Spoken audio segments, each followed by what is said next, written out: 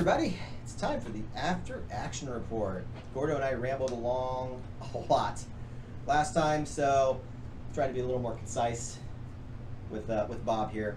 We won't ramble as long. We didn't get 2 games in. No, we didn't get 2 games. We were shooting for 2 tonight, but yeah. Got started a little later than I expected. Yeah. Game maybe took a little longer than expected. We were hustling though. No, I mean we only took 2 hours to Yeah. do a 1,500 point game of recon. It was not a bad time. So thoughts on the game? That was interesting. Interesting? Well, you haven't played a recon mission before, have you? No. Did you play one in the short tournament? Did we have a recon in that? I don't recall. And we might have had one, but I thought we think did, but they did were it all have like a structures. focal point as well? Maybe. I think they were all in structures too. It was a newer mission from Phase 2. That's neat. I like that. I like that a lot. Certainly changes the way you play the game. Yeah, really hinges on a lot of die roll. It definitely changes the way you move. 5 ones. 5 ones. Yeah. I had one over here. Yeah, that popped your Haven. Popped that Haven that I finally got back on the board. And it wasn't even just the damage it was doing to my infantry. Mm-hmm. It was the fact that I just couldn't get any points. It took all those points away from you. Yeah, that's 5 points I lost. Yeah. Which is stunning, Mm-hmm. especially with you playing Shaltari, that I wasn't able to keep up. That I was able to keep up, getting to locations. I was getting around the map fine. This is a much faster PHR list than I normally play. It was quick. It was quicker than I expected, even for as far back as you deployed. But you hitting those ones not only took points away from you, but it took points away from me. You started narrowing up my board quite a bit too. Yeah. My strategy kind of started shrinking quite a bit. You had that objective grab right here, so that was a quick 2 points. There's that 2 was points. That was a godsend. That was off the board. Point. We ended up with 6. You ended up blowing that up. Yeah. That was fun. I have never had the pleasure of facing firstborns before tonight, and I don't know that I want the pleasure again. Your dice didn't help you. Holy God! It didn't help you, and my dice were hot on that CQB. So he had 24 dice on the CQB for the firstborn versus 32 for the 2 stands of Sirens and the 2 stands of Immortals I had. And my Sirens were injured. I had 4 Sirens left. But I mean, he just dumped 12 dice on my Sirens, and I dropped 4 ones immediately on my dodge. And all but 2 hit. All but 2 hit, and then your dodge didn't help you. Man, skipping down, and my dice were your MVP. Yeah, when we got to MVP, that was for sure. We kind of started talking about the mission. You like the recon. I mean, it's an oldie and a goodie. I do. I like this mission a lot. I dig the infantry game going on. Yeah. You know, there's a reason to have them here. Yeah, it was a good mission for this board too. We had a really densely populated board, so it was a good choice for this. Mm-hmm. It kept everything nice and clustered in. Even the vehicle combat. I mean, it wasn't for a lack of combat. We had a lot of shooting going on. Just a lot of. Well, the focus turned from getting pieces off the board to blowing up buildings, getting infantry off the board real fast. I mean, we completely swung them around, and these guys come down. And there really wasn't a lot of vehicle shooting there toward the end. Yeah, those Odins came after that Ocelot, because had I not taken him out, you'd have just been leveling buildings. Yeah. I have not faced an Ocelot. That's the first time I ran it. It's cool. I wanted one when I was working on a Shaltari army. I was like, I want an Ocelot. Yeah. So bad. He's new, and the Dream Snare. I haven't used either one of those. And the Dream Snare ended up being pretty effective. It saved you a couple of passive rolls. It saved a couple, but we didn't do a lot of vehicle-to-vehicle combat, so it didn't play as big a role as it would in other missions. Well, and I was able to get that command squad going nice and quick, and I got to flank you. Mm-hmm. So that made that Dream Snare vulnerable. It did. And I would have tried to have finished it off in turn 6 if we had played it, but it would have been just for points. I mean, I think I outpointed you as far as kill points go. Yeah. But 2 Degrees, a Haven, and actually, you know Ocelot, what? a Tarantula. Got 100 points just in Sirens. It might be if we math it out, it might be a lot closer than you think. Because you just you brutalize my infantry. Yeah, well, and that's the thing. Like, the Sheltari are not gonna stand up toe to toe with the PHR. It's just not gonna happen. I hope not. It's, you know, and that's kind of why I deployed kind of more backboard. I wanted you to come to me. I wanted to see what you were gonna do. I was thinking about swinging some stuff around, but then I just that's a slow game when you're waiting for the PHR to come to you. But you were quicker than I expected. Yeah, you showed up a lot sooner than I expected. That command squad, I really do enjoy the double hair. I'm glad I picked up the Hera Guardian. It makes it gives enough beef to that fast command squad that that you feel you can. And I hadn't run any Type 2 heavy walkers in a long while, and I'm every time I bring Odins back out, I'm surprised by how efficient they are. I really dig that guy you had in the back there on the Oh, the Apollo B? Yeah. Yeah. That was pretty neat. And they're worth the points because they're just mean to sit there. I mean, you're gambling, but you put 2 of them in a squad and you dump 8 dice into a building and you hope for 6s. It's pretty easy to double up infantry. Well, just like getting a fast mover on the board or hitting with certain things. It's just a gamble. You don't have a war spear yet, do you? No. Thinking about one? No. Looking at it stat wise, it doesn't seem like it has anything. I'm like, yeah, I have to have that. I have a couple of Athenas for my PHR, and I've never had them be effective. I would rather just buy totems and make it so that you don't have them out. You know what I mean? Like, yeah. I think the point value would be more worth it. Now, UCM, I don't think I've had an Archangel on the list, and I mean, it's not that it came on board, you know, turn 1. I got a 6 and it came on board turn 1, and it put some damage on stuff. But I was playing Gordo's resistance list, one of his resistance lists. So I'm trying to shoot down Lift Hawks, which are, I mean, you're making fun of this, right? I know. For its armor 6 DP, and the Lift Hawk is armor 6 and 4 DP, and it's their medium dropship, and it's packing, you know, an AA gun. Well, it can pack an AA gun, not necessarily, but then it's rockets and it's machine guns. At least it only has 4 DP. Freaking, you keep coming at me with this 6 DP stuff, and I can't whittle it down. It's the only thing I had. Well, when you played the UCM, what was your was the Phoenix? Oh, the Phoenix. Good gosh, man, you cannot dwindle those things thing's down. 5. Still. Well, I was bitching about Gordo's resistance list earlier, and the Zhukovs. Those things will make short work of it, man. Because I mean, if they hit you and damage you, it's a minimum 2. So you got 2 of them, it's a minimum 4. And it's not hard when you're energy 8 on armor 5 to double up. Sure enough. So you hit twice, there's a 50-50 chance one of them's doubling up. That's 6 DP in one volley. Mm-hmm. They're broken. Yeah. Resistant. Yeah, your Kukri's ion cannons were just bouncing off of that Nord. Yeah, and the list I was thinking about playing, I made way too many lists today. But the list I was thinking about playing, because I just got that other starter. And right. I was going to go 6 Tomahawks, 6 Kukris, a Cayman. Gonna go heavy grab, huh? Yeah, I was pretty much all skimmer. And I, just for the idea of if you pulled out freaking dropships, I was just going to throw them forward and try to hit and kill things before it got on the board. Well, I want to do something different and fun. My hope is, with Origins coming up, that I will be able to get I'm helping TO the tournaments, and if there is an odd number of players, I get to do what they refer to as crash test dummying, which means I'll get to be the extra man so that people don't have to take a bye. So I thought, I'm going to build a list that's light and fun and quick to play. And I would say that's it. Yeah. Right there. This was a bad map for all the AA I brought because I couldn't get any line of fire on you, but I love a densely populated table. I posted up in the Facebook group. I was asking what they thought. I know in the center board here, as densely packed as that was, trying to get gates through was impossible. And then you start rolling up with yeah, I got my Helios up there. It's kind of neat. It really is.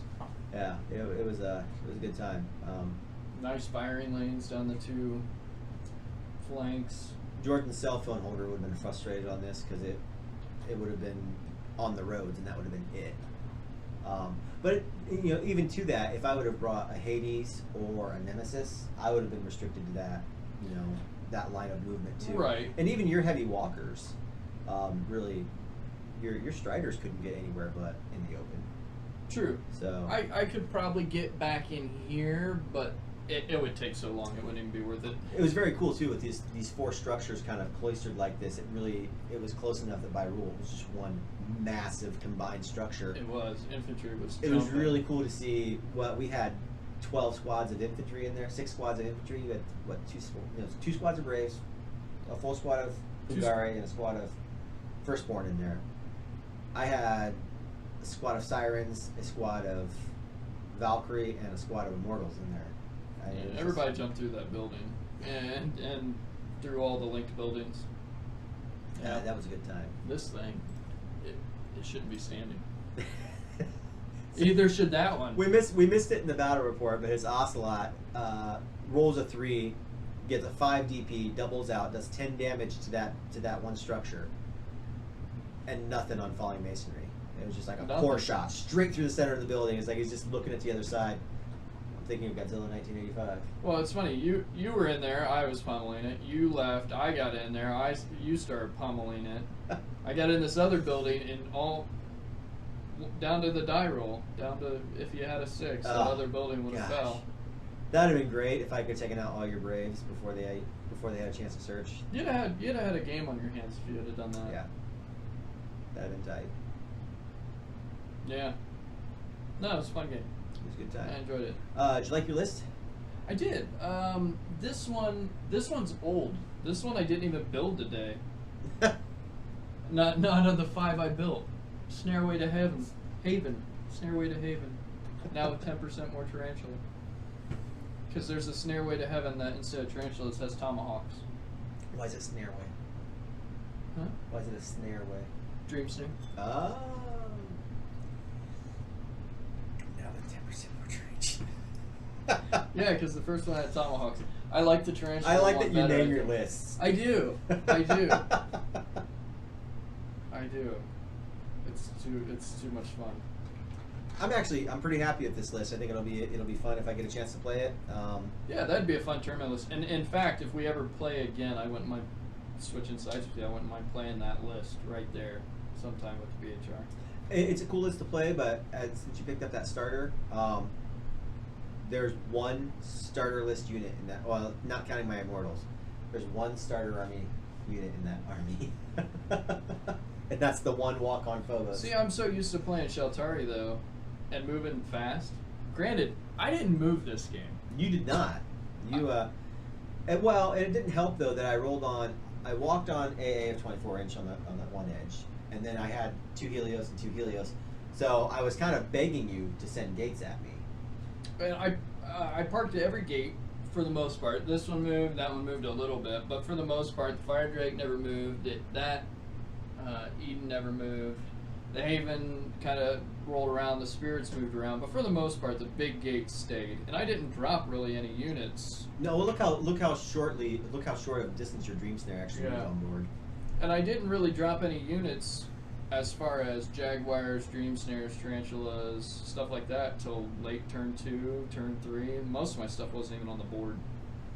Yeah, well, you were waiting for me to get to you. So. Well, and I wanted to see where you were coming. If you were going to focus on one side, then I was just going to roll. Well, that's what I was trying to do is see. Well, I knew, and when I built the list, I was like, I want enough AA that I can cover the board. Mm-hmm. That's the other thing. You really had me pinned down. Yeah. I was too afraid to go out. My original thought was that, with this list, the Phobos walk on mid-board because it's got the 24-inch bubble. Mm-hmm. So if it's in the middle of the board and it just walks up, and its bubble's nice and far out. And then the Helios can run its flankers. Yeah. But I couldn't do that with this board because the lanes of fire it was over here, and it was over here. And you were bringing all your stuff on here, and I saw the Fire Drake. I'm like, well, let's bring it on, make you have to focus on that Phobos if you want to come forward. But yeah, it was a fun match. Well. Your MVP? Not my dice. I was gonna say your dice. Clearly your dice. No, it'd have to be the Firstborn. Yeah. Oh, yeah. I mean, out of all the shots the Ocelot got, the Fire Drake got some good hits, Tarantula, stuff like that. But I mean, for the most part, Firstborn changed the game. That CQB and just annihilating infantry like that. Well, It didn't even, because my whole thought of it was I'm going to throw immortals at you to slow you down. Yeah. And it didn't. No. You just carved them up. Well, and that's when it happened. I committed, and after I committed, I thought, I shouldn't have done that. I just shouldn't have done that. We're going to sit here for 2 rounds going back and forth. Right, I'm like, my Until you Valkyries are dwindle me out. down. They're gonna be able to hit. They're gonna be able to hit a couple of structures by the time this CQB is taken care of. My Braves didn't get in till late, so they weren't there to help. I mean, it was just the firstborn standing on their own. Your Braves are charging in there like there's sirens and immortals in here. We're going to collect so much honor, and they got there, and your firstborns are like, what? What? that was. That was brutal. That was nice. How about yours? You know, I'm gonna go with my Valkyries because if it weren't for them, I wouldn't have been in this game. Because they started there, they hopped there, they hopped there. I mean, they collected the majority of my points, and had it not been for them, I was thinking maybe my Odins, because once they got down on the ground and they cored that Ocelot, it took a lot of pressure off the middle. But by that point, my infantry was so decimated that it didn't matter. No, I stopped focusing on the AT and AA at that point because it did not matter. Yeah, I mean you'd ripped them apart with those firstborns to such a degree that, I mean, we didn't even roll that last CQB, but I know those immortals would have just been annihilated. It wouldn't have been pretty. And the Braves were coming over next if they stuck around. Yeah, you wouldn't need them. Well, I mean, the immortals have better armor, but yeah, they would have gotten home. Yeah, your dice did not do good by you. No, I told you. You're giving me crap at the start of the game because I had a couple of good rolls. You might want to get like a dehumidifier and see if maybe the humidity in the air is affecting the dice. Maybe it's something in the dampness in the basement. maybe it's warm and damp down here, and it's just actually causing my dice to settle, and I've left them all up on one. That's true. Could be. Is that one most down there? My paper. You notice your paper, like it's soaking the. My paper's made of sterner stuff than yours. Evidently. Like my army. Hey now. Hey now. Yeah, it's getting that time of year down here where it's great down here in the winter because I fire up the heater, but everything's nice and dry. And but as I've said before, this is a basement. I did not fully plan on winning. I was hoping just for a close game. Your UCM shenanigans last time. And I cheated Bob. In our last game, it would have been Battle Report 17, 16 or 17. I don't think it really mattered though. It was 1,000-point UCM versus Shaltari, and I was noobing it up with my Eagles, moving and shooting, and then moving. Yeah, explicitly not allowed to move, shoot, move, and that's exactly what I did, and that's I screwed him over there. I don't know that won the game, but it certainly didn't help. No, I couldn't get anything on him. I kept getting out of range. Yeah, that was my after I win the tournament, after I don't lose a game, you wipe me out, and I didn't expect to win this, but I did. Yeah, well, and for exactly the reasons you lost that UCN game though was that you weren't gate screwed. Your gates were back. Yeah. You were able to use your mobility to get where you needed to get. I'll tell you, I read about it all the time when I'm looking up drop zone, commander stuff. Play the objective. Yeah. Do not get caught up in everything else. Mm-hmm. And I mean, you showed up. You finally got beyond that midpoint of the board and showed up to the fight, and I just didn't care. Well, I tell you, when I rolled like those first 2 or 3 ones in a row, I'm like, man, this is gonna be a game. You came back though. Yeah, you came back hard. It ended a lot closer than I thought it was going to be. I mean, it was coming down to turn 5, 6, and a few dice rolls. Mm-hmm. That dog is back. Yeah, it was a lot closer than I expected after you blew up 3 times in a row. Look, it's a scourge spy. It is a scourge spy. The big old stink bug trying to fly around my light here. I now have a scourge starter to build. Oh, you can give it to me, and then I'll start building a scourge. No, I'm not going to start building a scourge around me. I'm gonna finish fleshing out my PHR and UCM and start focusing on drop fleet. But that's not up on the board, and I wanted to talk about it. I started talking about it when we were eating dinner before we played. Drop fleet has rules for campaign rules. I would like to get starter fleets built for everybody and be able to play, even if it's just like Gordo, you and me, and Jeremy, and do. We're talking about the game where you're dropping your assets for points. So like an armor token's worth 500, an infantry token's worth 300, right? And then you tally up your points, and that's what you've got to build your lists based off of whatever areas you've taken. Yeah, you were describing that, and I kept picturing you'd pick a core world. Yeah. So you roll out your 4x4 map. So let's say you're just Invasion of Eden Prime, right? Yeah. You roll out your 4x4 map, and you're playing 1v1v1v1. You know, well, Gordo. So if I played UCM and Gordo played Resistance, he would have to play his UCM fleet just to basically be supplying the Resistance, his allied Resistance. Or he could play some other faction and say they're allied, or they're Feral Resistance allied with PHR or allied with whatever. Yeah. So that argument could be made. But then what you do is you basically play a standard game, but instead of having your infantry fight it out in the ground combat, you haven't played a game of drop fleet yet, have you? So you drop your troops and there's a ground combat phase. So instead of having the units fight it out, you literally just start piling your tokens up. And once we finish the game, you would say, okay, I've got 3 armor tokens and I've got 6 infantry tokens. So I've got, 6 times 3, 1,800 plus another 1,500. So I've got 3,300 points here. I want to play a 3,000 point game, or I want to play a couple of 1,500 point games to determine who's going to control this area. And then you just play it down. And you can actually even get to the point where you're like, okay, well, you won that in turn 6. I retreated and I had 700 points left in this list. So those 700 points are falling back to here to go with my other points. Yeah. And then you turn it into a campaign that way. So you don't play drop fleet as frequently, but the drop fleet game is significant. Yeah. And then ideally the thing to do is, in my opinion, figure out some way to make the drop zone gains impact the points you're bringing in drop fleet.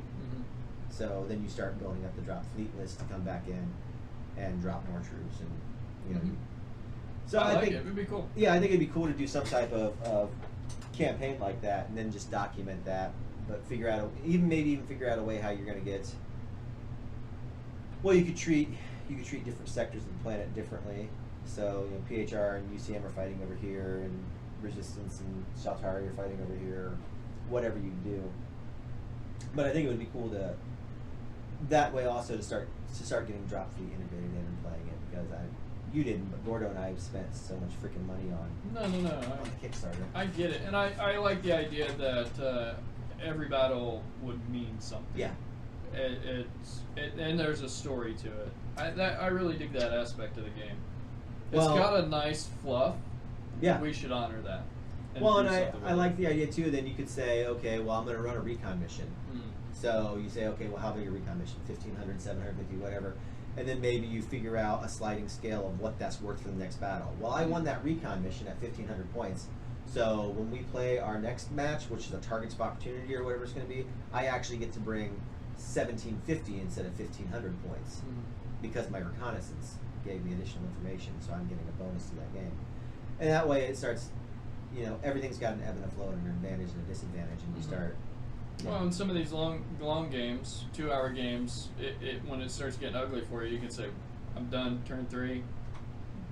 These are getting out with some points." Which would be really cool too, is say, "Okay, I'm abandoning this mission, but you're gonna have to load up and get the hell off the board." I like that. So you're as a Shaltari player, I really like that.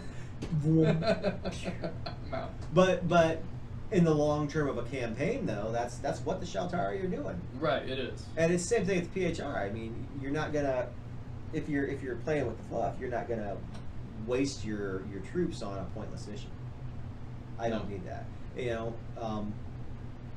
So it might even lead to an interesting point to say, everyone has an objective. You don't know what their objective is. Obviously, the UCM's objective is to conquer, to push everybody out. The Scourge objective is to keep it. But why are the Shaltari and the PHR there? Well, books don't tell you, but maybe there's special objectives for what they're doing. Mm-hmm. They're looking to capture a specific location and hold a specific location. So they might be like, I'm not going after you. I don't care. I'm just gonna take this cluster. I don't need to get anything else because this is my objective. Well, and you wouldn't fight it down to the bitter end. I wouldn't sacrifice, like the end of this game, when I just stopped firing on your stuff. I started firing on buildings because I wanted to win that objective. I would be a little bit more hesitant to just be like, shoot at my Jaguar, I don't care.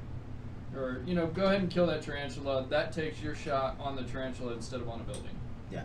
Be a vastly different game. Yeah. Because I as soon as stuff started getting ugly, I'd probably just start pulling stuff back up to the mothership and backing out a little bit. Maybe redeploying or just, I'm done. Yeah. Well, like I said, I want to start trying to fluff up some rules for it. Yeah, draw something out. Yeah. I like that idea. At least we need to pursue it. Yeah, at least 4 players would make it interesting. And then I also, like I said, gives you a chance. We do starter fleets to get started, figure out some kind of mechanics. Say after so long, fleets return reinforced. Fluff out your fleet from starter to 700 or whatever. Between Gordo and I, there's enough ships to build a PHR fleet, to build multiple UCM, Sheltari, Scourge. We need someone to dedicatedly play Scourge. I don't know what Ian's been doing. Ian has back surgery coming up soon, though. I feel it's pain. Yeah. I've been there. Not even fun. I can't imagine it's going to be, but hopefully he will get some painting done while he's off. Depends on his back surgery. That's true. I did a lot of laying around. You can paint on your back. That wouldn't be very easy. That's more video game, movie watching time. What do we got next? Origins is less than 3 weeks. It's like 2 weeks and 2 days away. Yeah. No, not even. It's just over 2 weeks away. Yeah, because I've got vacation the weekend before that. We come back, work a week, and then Origins. So I'm going down on Thursday with Matthew and Jordan. We're gonna go shop and enjoy the festivities. I'm gonna pick up at least an Athens or 2. I'll probably get a Scorpion just to get a Scorpion. I don't know. I'm hoping they actually have T-shirts this year. I want to get a UCM or a PHR or both faction T-shirt, and maybe some faction dice. I don't know if they'll be carrying the faction dice or not. That'd be neat. Yeah. I kind of bought my dice model with the colors for my Sheltari. Yeah. I have bought numerous sets of red dice, and they all fail me. Mine didn't do so hot tonight either. Didn't roll 5 ones on Intel, but it is what it is. Rolled 1-1 on Intel. You rolled 20% of the ones I rolled. Any major products you're looking forward to at Origins this year? I'm super excited for Origins this year because I'm now playing Drop Zone. I went to Gen Con last year and bought U-books. Yeah, you did. You picked up our Phase 2s. I walked right into that booth. I said, I need the Phase 2 books. They handed it to me and I walked out. I didn't look at a single thing. I wasn't playing. I didn't care. Right. You know? Different story now. So now I can walk in a booth and view and buy books and some minis. You're gonna look at the display models and you'll be like, oh god, why does my stuff look like crap? Yeah, right. I do every year. I'm really stoked to go to Origins this year to have some FaceTime with Drop Zone. Andrew's gonna be there. I don't know Andrew very well. He is a Hawk employee. My understanding he's moving stateside. But Don's gonna be there. Don Roach. He's in the Facebook group. I chat with him occasionally. Jordan's gonna be working the booth. And I will be Friday and Saturday. Jordan will be in the booth Friday and Saturday. Don's gonna be there all 4 days. Andrew's gonna be there all 4 days. There's another gentleman that's gonna be there Thursday and Sunday, but I can't remember his name. But I will be at the tournaments Friday and Saturday with 40K Origins. Drop Zones on Friday, 1,500 point standard tournament. Looking forward to that. Hopefully, I'm hoping I get a chance to play them, but if I don't, it'll just be fun to watch. I'm gonna take the phone and record some stuff and just do some basic coverage. Saturday when you're there will be the Drop Fleet tournament. A little nervous about that one. My rule mastery on Drop Fleet is not. Well, apparently my rule mastery on Drop Zone isn't that great, so I don't know. Well, you got some time to brush up. You got some weeks. Yeah. Study up, read up. You'll be good. Yeah, Be all right. I'll take the book with me, and what happens happens. So yeah, you're excited for product in general, right? I am. It's you know, the booth was neat when I went into Gen Con. Don't get me wrong, but I wasn't into it, so I didn't really pay any attention. So now I can go and actually buy some product. I'm definitely going to get a couple Scorpions off. You know, I can't pass that up. That'll put you at 6 Jaguars. And that will put me at 6 Jaguars. There is a Jag brick I built today. That's 4 Jaguars, and if I get 6, I'll figure out a way to add some more. That's only 660 points. That's it. 330 points in a heavy. This is the first game I've played, though, I think so far, that I've had Jaguars, that they both live. Well, it's because you brought that Ocelot and Dream Snare. I had to focus my attention on those. Yeah, the Jags survived. So, but you know, getting some Scorpions would be nice. I'm gonna pick up maybe a couple Totems. I'd like to get a couple more Tarantulas. I need some Bird Eater. I need a lot, really. I don't have Panther. You don't need one. Shush it. I need one. I need one. You want to start shooting my Nord as soon as it comes on the board? I want one more Cayman. I was building a list today, and I wanted 2 Caymans. I thought it'd be sweet with 2 Caymans with Kukri supporting each of them. Would you try a Crocodile?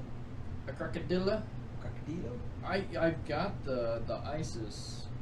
Which is the Crocodile? Which is the Crocodile. She's unpainted right now. Is it a she? Is it a she? Shatari, can you tell? I just always took it as a she. I don't know.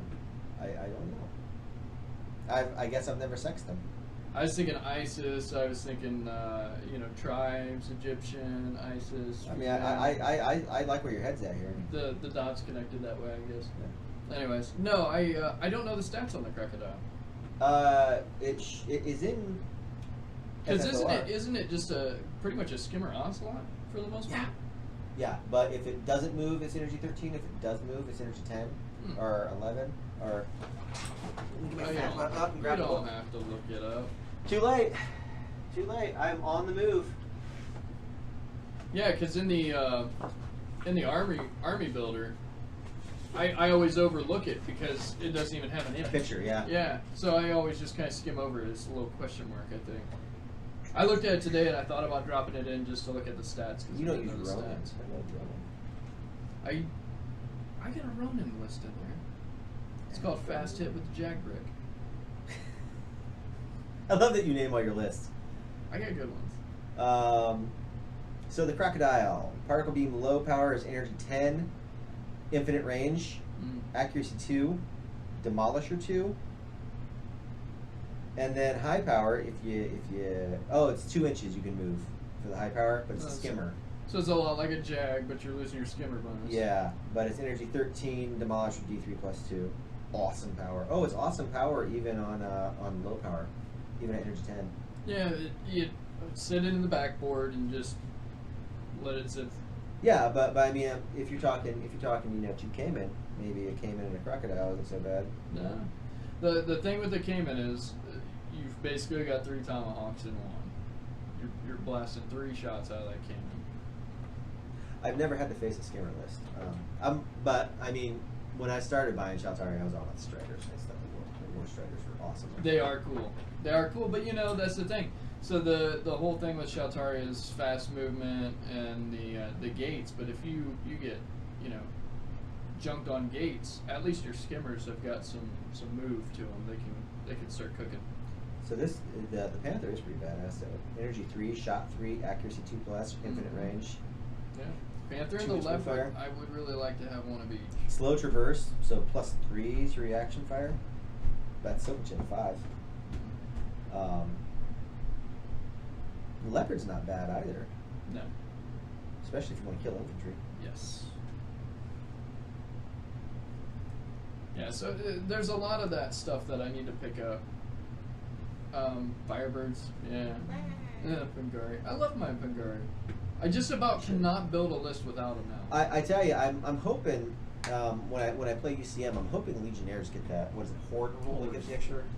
It'd be nice if Legionnaires got that because they just really are not. What's really cool is if you play an objective game, you've got them in the back. You're rolling 2 dice. You're getting them off the board fast. Yeah, I need to do some rule checking. We had an interesting. He had Pungari in here, and we were like, "Did they get a bonus for looking for intel?" Yeah, you gotta figure that out. And I think they're stupid. They probably shouldn't, but They should get something negative. They should find right? booby traps more often. Like berserkers. Yeah. Jesus, this made me. I wish I would have brought Mercury drones today, though, because they provide a +1 when you're searching for objectives and intel, so you can never roll a 1. Mm-hmm. That'd change the game. Yeah. I wish the Sheltari had another scout unit. Well, yeah, all you've got is the samurai. Are the samurai a scout unit? I believe so. Can they scout? I don't have any. They're exotic, I do believe. No, they're scouts. Are they really? Yeah. The Ronin are exotic. They're the ones with the Energy 9 plasma carbine that can with lightning reflexes, so they can dematerialize and fire. Yeah, I've got that list with them, and I don't have any samurai. I did not know they were a scout though. That makes a difference. Yeah, and they got a flamer. Mm. That would have been a pain in the ass in this map. Yeah, yes it would. Well, maybe I'll have to look for some of those at Origins as well. Yeah, it's neat. Or the idea of Origins, like I normally go demo as many games as I can, things I'm interested in. First time I've been interested in a mini game, so looking for a map, looking for some buildings. You probably won't find a drop zone map there. Just let me carry something. Well, Gordo I think offered you some of the Hawk stuff. Hawk does 1x1 tiles that are double-sided that you can lay out. Yeah. Which aren't bad if you've got some blue tack and something flat to put them on. Yeah, see, I think a mat's just going to be easier. I prefer a mat. This is a deep cut. I have 2 deep cuts. Gordo has. I'm going to order that night map that Gordo ordered. It was really nice. I love that. But these are. That was his, wasn't it? The nighttime one? Yeah. Yeah, that was slick. Because I ordered, this is Cityscape 2. I have Cityscape 1 and Cityscape 2. He ordered the Cityscape Night. And he has the 6x4 of Cityscape 1. But when I ordered 2, he's like, well, I'm gonna order that nighttime map just for something different. And I didn't like photos, but I absolutely loved it when we played on it. Yeah, it was neat. But these are not, I don't want to say they're not cheap. They're about 40 pounds, so you're looking at about $50, 48, $50. Yeah, but easy use, being able to just roll it out. Oh, yeah. It holds up really well. Yeah. Think about how many games we've played on it, and it's not showing wear at all. I'm considering, I've still got tiles, and what I'm considering doing is getting a 4x4 sheet of board and just actually gluing tiles down and building a separate board and flocking it out. Mm-hmm. And using them for that. It's about $45 for that set from Hawk, and that's what gets you their buildings and their tiles. But again, Gordo's got a ton of buildings. This is the first time I've played with this much plastic crap. Yeah, I didn't like the pyramids when I built them, but when I got everything else and built it, it's grown on me quite a bit. It's neat to have this much on the board. It really does make it look good. I hope they do another wave. So we're going to let Bob continue to pack up here with just his torso on screen and apologize because right in the middle of our rambles, storage capacity maxed out on my device and the video stopped. So our apologies for that, but hopefully something entertaining came out of the about 38 minutes that we got. So do us a favor and please comment, like, subscribe, and thanks for watching. And next time we'll make sure we have a little more space before we start recording. Okay. Thanks.